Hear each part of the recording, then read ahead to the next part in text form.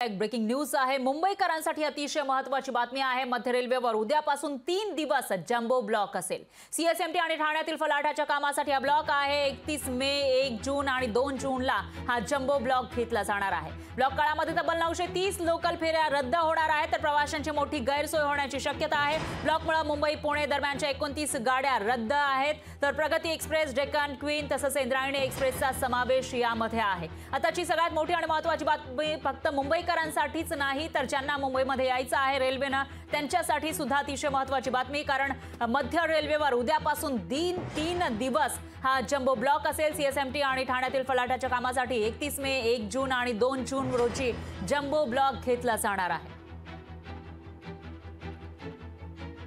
तर या संदर्भात मध्य रेल्वेचे मुख्य जनसंपर्क अधिकारी स्वप्नीला नीला यांच्याशी बातचीत केली आहे आणि या सगळ्या परिस्थितीचा आढावा घेतला आपले प्रतिनिधी भूषण शिंदे यांनी। सध्या आपल्यासोबत आहेत मध्य रेल्वेचे मुख्य जनसंपर्क अधिकारी स्वप्नील नीला सर, खूप सारं स्वागत सर। आज रात्री मध्यरात्रीपासून मुंबईमध्ये मेगा ब्लॉक आहे, विशेष मेगा ब्लॉक आहे, एक ठाणेमध्ये आणि दुसरा सीएमसीमध्ये। कशा प्रकारे नियोजन आहे रेल्वेचं, कशा प्रकारे मेगा ब्लॉक असणार आहे, नेमकं काय सांगाल याबद्दल? याच्यामध्ये आपण 2 ब्लॉक आहेत, ते दोन्ही ब्लॉक आपण एकत्रित घेतो आहोत। यामधला ठाण्याचा जो ब्लॉक आहे तो 63 घंट्याचा ब्लॉक आहे आणि जो छत्रपती शिवाजी महाराज टर्मिनसचा आहे तो आपला 36 घंट्याचा ब्लॉक आहे। ठाण्याचा ब्लॉक आज रात्रीपासून सुरू होणार आहे, ज्याच्यामुळे या ब्लॉक जे चालणार आहेत ते 3 दिवसापर्यंत चालणार आहेत। ठाण्याचा ब्लॉक रविवारी दुपारी 3:30 वाजेपर्यंत चालणार आहे आणि छत्रपती शिवाजी महाराज टर्मिनसचा ब्लॉक रविवारी 12:30 वाजेपर्यंत दुपारी चालणार आहे। या ब्लॉकमध्ये साधारणपणे 67 मेल एक्सप्रेस ट्रेन ज्या आहेत त्या आपण कॅन्सल केलेल्या आहेत आणि सोबतच या 3 दिवसामध्ये शुक्रवार, शनिवार आणि रविवार या 3 दिवसांमध्ये मिळून आपण साधारणपणे 930 लोकल सबर्बन ट्रेन्स पण कॅन्सल करणार आहेत।